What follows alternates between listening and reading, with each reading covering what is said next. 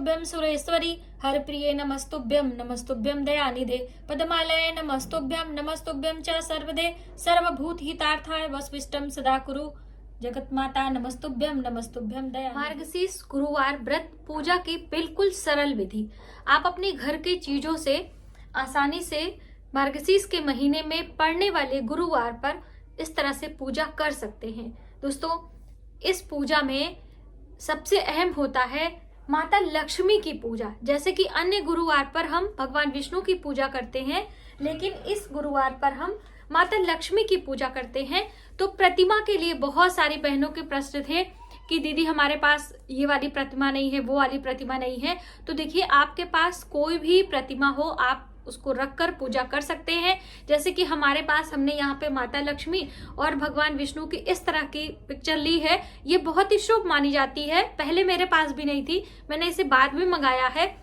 जो वैभव लक्ष्मी व्रत में पूजा किया जाता है, माता लक्ष्मी को जो गज होते हैं, हाथी स्नान कराते हैं, वो वाली प्रतिमा आप रख सकते हैं।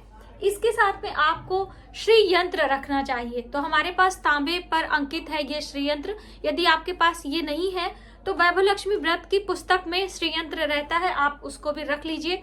ऐसा माना जाता है कि माता लक्ष्मी की पूजा में भगवान विष्णु का होना तो अनिवार्य है, चाहे गणेश भगवान की पूजा के साथ में करें। श्री यंत्र बहुत आवश्यक होता है, इससे हमारी मनोकामनाएं जल्द पूर्ण होती हैं। तो आप जरूर रखने का प्रयास करें। और इसके साथ में यदि आपके पास सिर्फ विष्णु भगवान की पूजा मतलब फोटो है, जो हम गुरु बृहस्पतिवार के दिन करते हैं, वो भी आप तुलसी माता के साथ भी रख सकते हैं। माता तुलसी का स्वरूप भी माता लक्ष्मी का ही होता है, तो आप उनको भी रखकर पूजा कर सकते हैं। जैसे मैंने आपको देवउठनी एकादशी पर रखकर पूजा करके दिखाया था, तो आप उस तरह से भी रखकर पूजा कर सकते हैं। तो आइए, मैंने यहाँ पे छोटी सी चौकी लगाई है, बिल्कुल कम स्थान पर और कम चीजों से आपको बताने वाले हैं। बेसिक सामग्री है। तो आप पहले मैं इस तरह से करती हूँ चौकी। तो आपको स्नान ध्यान करके शुद्ध साफ खिले रंगों के वस्त्र पहने, और आपको हो सके तो आप माता लक्ष्मी को भी नए वस्त्र आदि चढ़ाएं। नहीं है तो सिर्फ मौली के धागे भी आप चढ़ा सकते हैं। ठीक है, आप श्रृंगार कर लें, आप अपने हाथों में मेहंदी वगैरह लगा लें। पहला गुरुवार है, आप चाहें तो खूब चूड़ियां वगैरह पहन लें। सोने की अंगूठी पहनना बहुत आवश्यक होता है अपने हाथों में पूजा करते समय किसी भी सुहागन महिला को। तो आप यदि सोने की अंगूठी नहीं भी है तो आप कुश घास का एक आता है पैती, आप उसे भी पहन सकते हैं। आप दुर्वा घास को भी अपने हाथों में पहन सकते हैं। ठीक है, तो किसी भी तरह से आप पूजा कर सकते हैं, कोई प्रॉब्लम नहीं। आप देख सकते हैं हमने यहाँ पर एक चौकी लगाई है और इस पर हमने लाल कपड़ा बिछाया है। आप चाहें तो पीला कपड़ा भी बिछा सकते हैं, लेकिन ये हमारा नया पीला कपड़ा है तो हम भगवान विष्णु और माता लक्ष्मी को पहना देंगे। तो इस तरह से कोई भी कपड़ा हो आप बिछा लीजिए और यहाँ पे ये प्रतिमा रख लीजिए। और प्रतिमा के नीचे भी हमें थोड़ा सा आसन देना है, तो हमने चावल का आसन दे देना है। यहाँ पर अष्टदल कमल हमने बनाया है, इस पर हम दीप रखेंगे। तो दीप में पहले हम शुद्ध घी डाल लें। तो देखिए, आप तिल का तेल भी इस्तेमाल कर सकते हैं। कई बहनें पूछती हैं कि दीदी हमारे पास घी नहीं है, तो आप तिल का तेल भी ले लीजिएगा। हो सके तो गाय का शुद्ध घी आप लीजिए, तो वो आपके लिए ज्यादा अच्छा है। इस तरह से इसे डिप करके, और जितनी देर हम पूजा करेंगे उतनी देर हमारा ये जो घी का बाती है वो जलता रहेगा। ठीक है, ये इस तरह से। कई लोग पूछते हैं कि बाती हमें मतलब इसको किधर रखना चाहिए। तो हम लोगों के यहाँ शुरू से देवी देवताओं की तरफ बाती रखते हैं, और जब फूल बत्ती रहती है तो ऊपर रहता है। ठीक है, पूजा के लिए हम जल रखेंगे। माता को चढ़ाने के लिए सिंदूर है, और यहाँ पर ये कुमकुम है, हल्दी है, और ये है अक्षत। पीले अक्षत हमने लिए हैं। पूजा में रखने के लिए घंटी चाहिए, और ये है यहाँ पर हमने ये चावल का आसन दिया है। हमने कलश रखना है, तो ये हमने एक पात्र लिया है, उसमें ये मौली के धागे हमने बांधे हैं, और इधर पे हमने ये स्वस्तिक का चिन्ह बनाया है। तो बस इस तरह से साफ लेना है और इसको यहाँ पर रख देना है। ठीक है, अब इसके अंदर हम भरेंगे जल।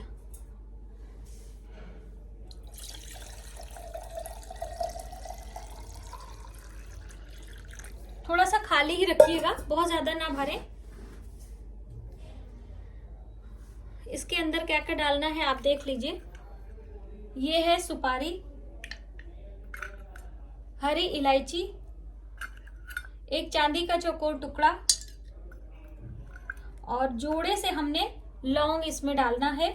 तो हमने लास्ट वीडियो में आपको इत्र बताया था, तो बहुत सारी बहनों ने कहा था कि दीदी मेरे पास इत्र नहीं है, और ये हम पीले चावल डाल देंगे थोड़े से अक्षत के रूप में, और पुष्प भी हम डालेंगे। देखिए हमारे पास ये वाला पुष्प है, ये हार श्रृंगार का पुष्प है, तो ये इत्र का भी काम करता है, तो हमने यही डाल देना है। क्योंकि एक ही दिन के लिए हम कलश लगा रहे हैं, तो आप इसमें पुष्प अक्षत सभी डाल सकते हैं।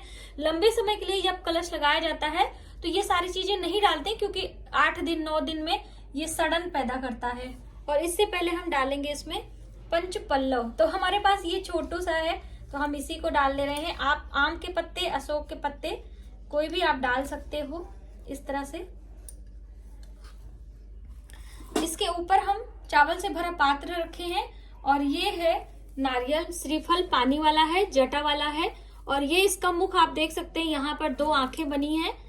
ये अपने सामने आपको रखना है पूजा करते समय। ये हम इस तरह से विराजमान कर लेंगे यहाँ पर।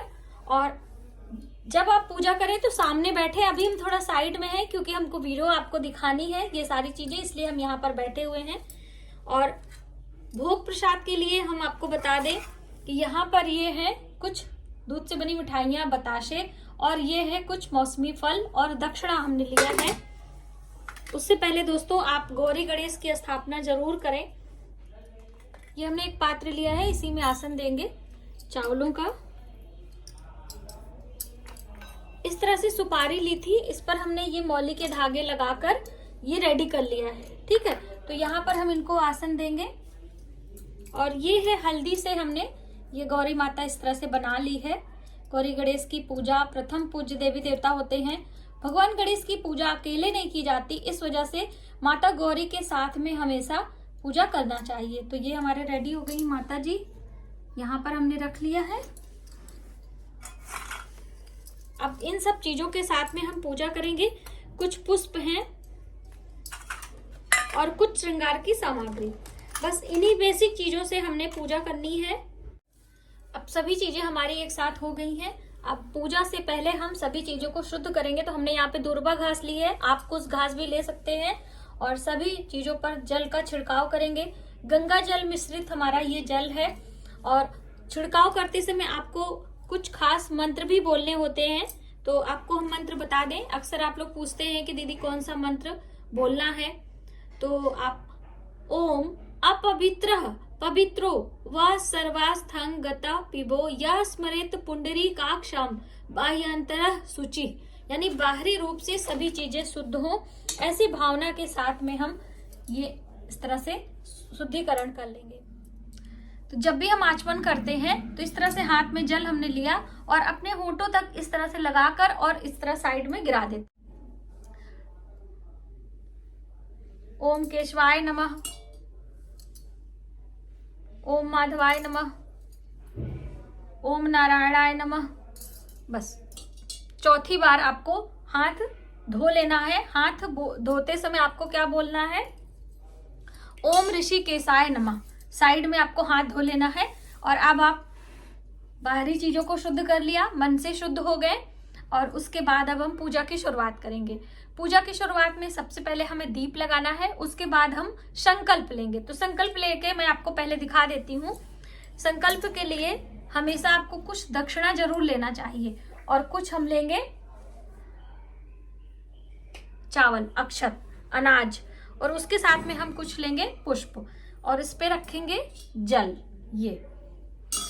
और बस इस तरह से ढककर और मानसिक विधि से, हे भगवान गणेश, हम गुरुवार का व्रत करने का संकल्प ले रहे हैं। तो जैसे कि मार्गशीर्ष महीने का ये गुरुवार है, और इस बार वर्ष 2024 में आपको 4 गुरुवार मिल रहे हैं। तो 4 गुरुवार का व्रत यदि आप करना चाहते हैं तो 4 का नाम ले। यदि आप लंबे समय तक, यानी कि अगले वर्ष भी, या फिर इसी मार्गशीर्ष से लगातार करते हुए आगे आप पूरा वर्ष 2 वर्ष करना चाहते हैं, तो भी आपको उस तरह से संकल्प लेना है। लेकिन आप मेरी बात माने तो सिर्फ मार्गशीर्ष महीने का ही संकल्प ले। लंबे समय का संकल्प लेने से हमें परेशानी होती है, कोई विघ्न बाधा आती है तो वो मुश्किल में आ जाए। इसलिए कम समय का संकल्प ले, आपका संकल्प पूरा हो जाए तो फिर से आप व्रत कर सकते हैं। तो बस इस तरह से हाथ में अक्षत जल पुष्प लेकर भगवान गणेश के सामने ये चीजें हमें रख देनी है। यहाँ पे हमने रख दिया है। अब थोड़ा सा जल घुमाकर घंटे की ध्वनि करेंगे और उसके बाद हम दीप प्रज्वलित करेंगे। दीप के साथ में आपको धूप भी लगा लेना है।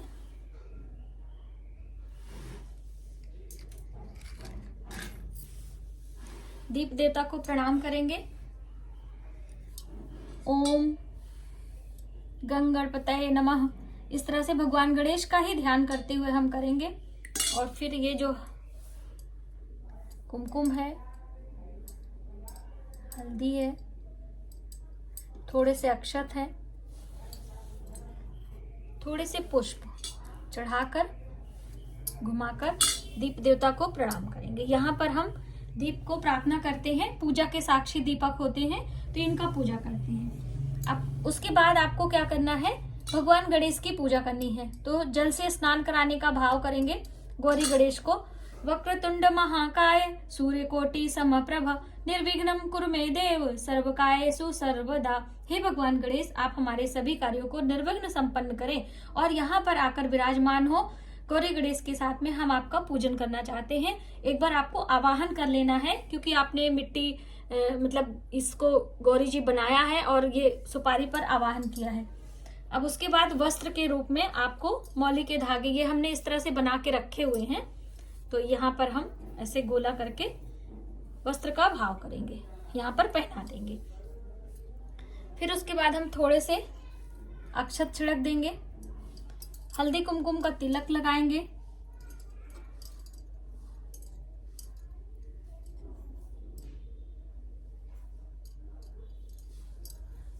सिंदूर भी चढ़ाएंगे।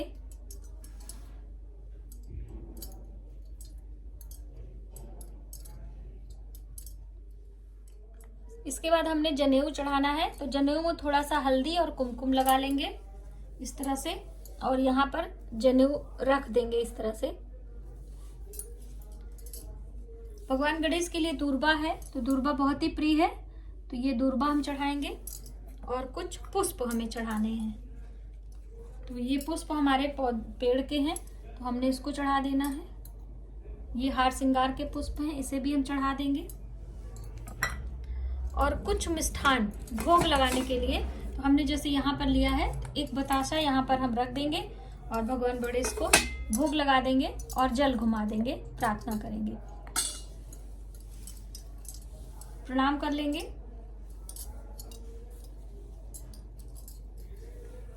अब उसके बाद भगवान विष्णु, माता लक्ष्मी, इनकी पूजा करेंगे। तो इसी तरीके से आपको स्नान कराने का भाव करना है। तो जैसे कि कभी भी हम भगवान की पूजा करते हैं, तो जैसे स्नानम स्नानम कुरु, स्नानम कुरु, फिर उसके बाद मौली के धागे वस्त्र के रूप में आप पहना दीजिए। हमने यहाँ पे वस्त्र लिया है, तो इस तरह से हम पहले इसको। अब दोस्तों आप पूछेंगे कि ये वस्त्र हम क्या करेंगे बाद में, तो आप इसे जब उद्यापन करेंगे तो पंडित जी को हमें ये वस्त्र दे देंगे।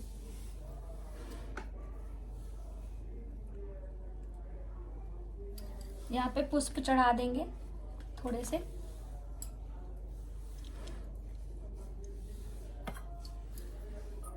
ये वाला पुष्प चरणों में रख देंगे। अब सबको हम हल्दी कुमकुम का तिलक करेंगे। तो यहाँ पे सबसे पहले माता जी को श्री यंत्र पर लगाएंगे और यहाँ पे हमने अष्टगंध तिलक लिया है, इसमें तो थोड़ा सा जल डालेंगे और अपने हाथों को पोंछ लेंगे थोड़ा सा। हाथ में सिंदूर लगा है ना, तो हाथ पोंछ लेंगे। और अब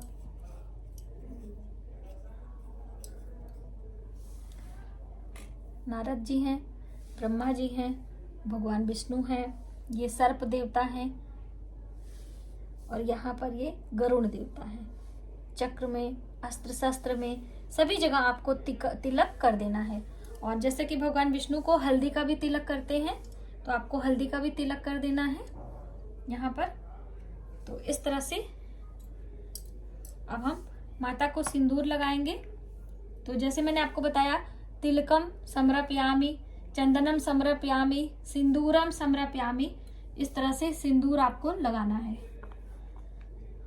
और लास्ट वाले टाइम आप अपने मस्तक पर सिंदूर लगा सकते हैं, चंदन लगा सकते हैं, इस तरह से कर सकते हैं। अक्षत चढ़ाएंगे।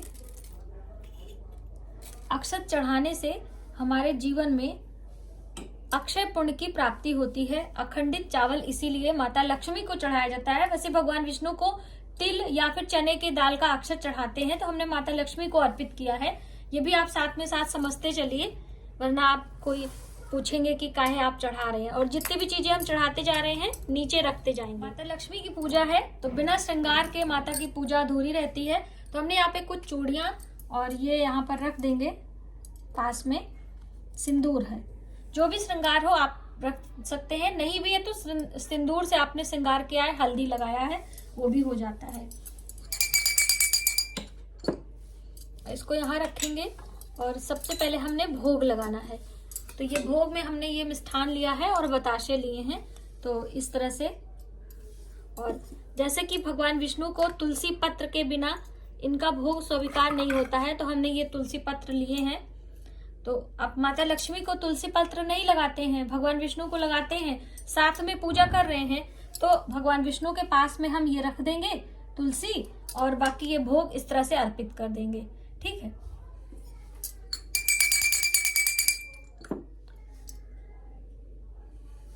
हे ईश्वर, आप ही का दिया सब कुछ आपको समर्पित है। ऐसे भावना से हम निवेदन करेंगे कि आप हमारी पूजा में इस भोग को स्वीकार करें। और फिर जल का घेरा बनाकर हम 2 मिनट 1 सेकेंड थोड़ी देर के लिए आंख बंद करेंगे, जिससे भगवान ग्रहण करें इस भोग को। यहाँ पर ये कुछ मौसमी फल हैं, तो वो भी हम इसी में रख देंगे, इस तरह से रखकर। और भोग के बाद ये है दक्षिणा। तो दक्षिणा हम यहीं पर रख दे रहे हैं। अब जल घुमाएंगे।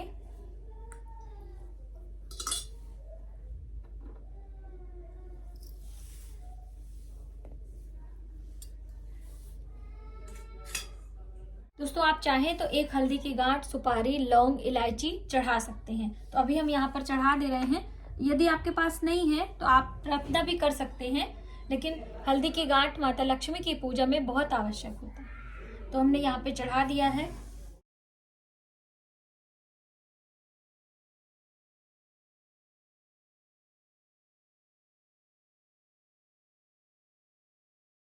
दोस्तों कलश में भी आवाहित देवी देवता का ध्यान करना है, वरुण देवता का ध्यान करना है, और हमें सभी चीजें अर्पित करनी है पुष्प के साथ में, और प्रणाम करना है।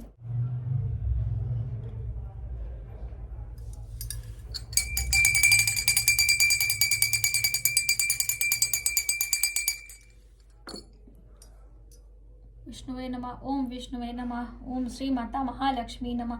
ओम श्री माता महालक्ष्मी नमः। श्री यंत्र सभी को धूप दीप दिखाकर यहाँ पर हम धूप रख देंगे और हम प्रणाम कर देंगे। अब यहाँ पर हमारी ये पूजा संपन्न हुई। अब इसके बाद में हमें पाठ करना है और कथा सुनना है। तो कथा की वीडियो हमारे चैनल पर है, लिंक हम डिस्क्रिप्शन में दे देंगे, आप वहां से चेकआउट कर लीजिएगा। और पाठ में ये दोस्तों कनक धारा स्तोत्र का पाठ है। ये बहुत ही शुभ होता है। तो अक्सर आप लोग पूछते हैं कि दीदी हम कितना पाठ करें, क्या करें, तो इसमें हिंदी में दिया गया है, वो भी हम पढ़ेंगे, और हम संस्कृत में भी पढ़ सकते हैं। जो भी आपको आता है उस तरह से आप पढ़ें, आपके लिए बहुत ही शुभ होता है। और माता लक्ष्मी की कृपा बहुत ही जल्द हमें प्राप्त होती है कनक धारा स्तोत्र का पाठ करने से। ठीक है, तो ये हम एक श्लोक पढ़ के आपको सुना दे रहे हैं।